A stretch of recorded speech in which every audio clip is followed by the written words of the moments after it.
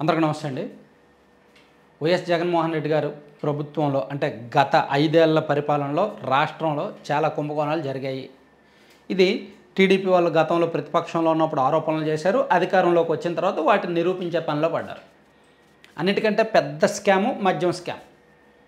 So మద్యంలో దాదాపుగా 18,000 కోట్ల మేరకు నిధులు దుర్వినియోగం అయ్యాయి. 4,000 కోట్లు అఫీషియల్గానే అవినీతి జరిగింది. దానికి సంబంధించిన ఆధారాలు ఉన్నాయి, పూర్తి స్థాయి రికార్డులు ఉన్నాయి అనేది ప్రభుత్వం చెప్తోంది. కేంద్రం స్థాయిలో పార్లమెంట్లో ఎంపీ లావు శ్రీకృష్ణదేవరాయలు గారు మాట్లాడారు.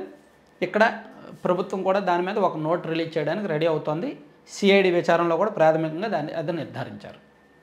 అయితే ఈ కేసుని సిబిఐకి అప్పగించాలి అనేది చంద్రబాబు గారు, పవన్ కళ్యాణ్ గారు ఆలోచన.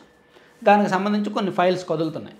ఆల్రెడీ అమిత్ షా గారికి చెప్పారు. అమిత్ షా గారు దీని మీద ఎంక్వైరీ చేసుకున్నారు. కేంద్ర బృందాలు కొన్ని వచ్చాయి. ప్రాథమికంగా వాళ్ళకి కావాల్సిన సమాచారం సేకరించారు. సో సిబిఐ ఎంక్వైరీ వేసే అవకాశాలు ఉన్నాయి. కానీ కాసేపు ఇది పక్కన పెడితే అసలు నిజంగా జగన్మోహన్ రెడ్డి గారి అవినీతి వ్యవహారాల్లో బీజేపీ కేంద్రంలో అధికారంలో ఉన్న వాళ్ళు వాటిని బయటకు తీస్తారంటారా? ఎందుకంటే గత 5 ఏళ్లలో జగన్మోహన్ రెడ్డి గారు చేసిన తప్పులతో బీజేపీకి సంబంధం లేదా? జగన్మోహన్ రెడ్డి గారి అవినీతిలో బీజేపీకి వాటా లేదా? జగన్మోహన్ రెడ్డి గారు చేసిన పాపాల్లో బీజేపీకి షేర్ లేదా?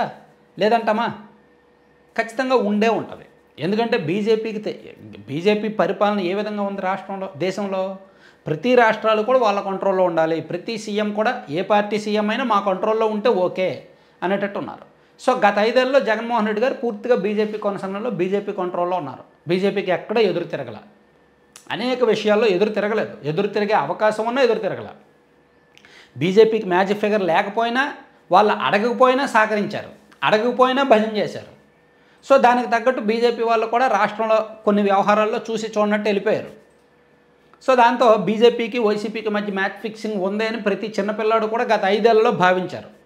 కానీ బీజేపీకి దిక్కు లేక, వేరే ఆప్షన్ లేక టీడీపీతో పొత్తు పెట్టుకొని టీడీపీతో కలిపి కూటమిగా ఏర్పడి ప్రభుత్వం ఏర్పాటు చేశారు. దీనిలో పవన్ కళ్యాణ్ గారు కీలక పాత్ర పోషించారు. బీజేపీని టీడీపీ కోసం పొత్తును ఒప్పించడంలో, టీడీపీని బీజేపీతో పొత్తుకు ఒప్పించడంలో పవన్ కళ్యాణ్ గారు కీలక పాత్ర పోషించారు. దానివల్లనే బీజేపీకి ఇప్పుడు ఓట్లు, సీట్లు వచ్చాయి. నిజంగా టీడీపీతో బీజేపీకి పొత్తు లేకపోతే, జనసేనతో బీజేపీకి పొత్తు లేకపోతే జగన్మోహన్ రెడ్డి గారు ఏదో అనైతిక పొత్తు పెట్టుకుంటారు తప్ప అధికారికంగా ఆయన ఎప్పుడూ పొత్తు పెట్టుకోడు బీజేపీతో. ఎందుకంటే ఇద్దరు భావజాలం వేరు కాబట్టి, ఇద్దరు ఆలోచనలు కలవు కాబట్టి. సో అనైతికంగా అనఫీషియల్ పొత్తు ఉంటుంది. సో అందుకు గత 5 ఏళ్లలో కొన్ని వ్యవహారాల్లో బీజేపీకి జగన్మోహన్ రెడ్డి గారికి మధ్య చాలా లావాదేవీలు జరిగాయి అంటారు. అంటే మనం నేరుగా చూడలేదు కానీ కొన్ని ఆర్థిక లావాదేవీలు కూడా జరిగే ఉంటాయి అనేది రాజకీయ వర్గాల్లో ఒక చర్చ. సో అంత క్లోజ్ రిలేషన్స్ ఉన్నప్పుడు, అంత క్లోజ్ అసోసియేషన్ ఉన్నప్పుడు ఆయన మీద వచ్చిన ఆరోపణలో సిబిఐ ఎంక్వైరీకి బీజేపీ అనుమతిస్తుందా, కేంద్రం అనుమతిస్తుందా? అది ఇక్కడ అనుమానం ఉంచాల్సిన అంశం. ఎందుకు నాకు తెలిసినంత వరకు ఇప్పుడు షిరిడి సాయి కంపెనీ ఉంది. నిజానికి తెలుగుదేశం పార్టీ వాళ్ళు ప్రతిపక్షంలో ఉన్న వాళ్ళు వారానికి ఒక ప్రెస్ మీట్, సోమిరెడ్డి చంద్రమోహన్ రెడ్డి గారు అండ్ పట్టాభి గారు అండ్ నీలాపాలెం విజయ్ కుమార్ గారు, ఇంకా చాలామంది తెలుగుదేశం పార్టీ వాళ్ళు చాలామంది షిరిడి సాయి మీద పుంకాలుగా ప్రెస్ మీట్లు పెట్టేవాళ్ళు. ఇప్పుడు అధికారంలోకి వచ్చాక అదే షిరిడి సాయికి ప్రభుత్వం లొంగిపోయిందిగా, వాళ్ళకే కాంట్రాక్టులు ఇస్తున్నారుగా, అదే రేటుకి ఇస్తున్నారుగా. అంటే అదే అవినీతి జగన్మోహన్ రెడ్డి గారి ప్రభుత్వంలో షిరిడి సాయి విషయంలో జరిగిన అవినీతి కూటమి ప్రభుత్వంలో జరుగుతోందిగా. మరి ఈ రెండింటి మధ్య, ఈ కంపెనీల మధ్య బేరం కుదిర్చింది బీజేపీ కాదంటారా? బీజేపీనే. అలాగే మెగా, వైసీపీ అధికారంలో ఉన్నప్పుడు మెగాకి ఎక్కువ కాంట్రాక్టులు వచ్చాయి, టీడీపీ అధికారంలోకి వచ్చాక మెగాకి ఎక్కువ కాంట్రాక్టులు వస్తున్నాయి. మరి ఈ విషయంలో వీళ్ళ కాంప్రమైజ్ కుదిర్చింది బీజేపీ కాదంటారా? మెగా ద్వారా బీజేపీకి వెళ్ళట్లేదా? అఫీషియల్గానే ఎలక్టరల్ బాండ్స్ వెళ్ళాయిగా, అన్అఫీషియల్గా ఎంత వెళ్ళి ఉంటుందో. షిరిడి సాయితో కూడా అఫీషియల్గా బీజేపీ వాళ్ళకి, టీడీపీకి ఎలక్టోరల్ బాండ్స్ వెళ్ళాయిగా, అన్అఫీషియల్గా ఇంకా ఎన్ని ఉంటాయో. సో జగన్మోహన్ రెడ్డి గారికి అత్యంత సన్నిహితులైన వాళ్ళ దగ్గర నుంచి టీడీపీకి వాటాలు వెళ్ళాయి, డైరెక్ట్గానో ఇండైరెక్ట్గానో. సో తద్వారా ఏమో ఈ విషయంలో రాజీ చేయించారేమో. కాబట్టి ఈ జగన్మోహన్ రెడ్డి గారికి సంబంధించిన, ఈ వైసీపీకి సంబంధించిన ఈ లిక్కర్ స్కామ్ అవినీతి కేసులో సిబిఐ ఎంక్వైరీకి ఆదేశిస్తారు అని అనుకోవడం అత్యాశ అవుద్ది.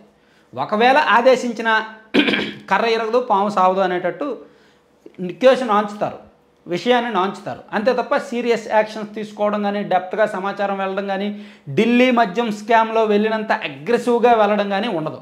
ఏదో ఇక్కడ టీడీపీని సాటిస్ఫై చేయడానికో ఇక్కడ ప్రజల్ని సాటిస్ఫై చేయడానికో బీజేపీ వాళ్ళు సిబిఐకి ఇస్తారేమో, కానీ ఆ విషయంలో సీరియస్ యాక్షన్స్ ఉండవు, అగ్రెసివ్ రియాక్షన్ అనేది ఉండదు అని నేను అనుకుంటున్నాను.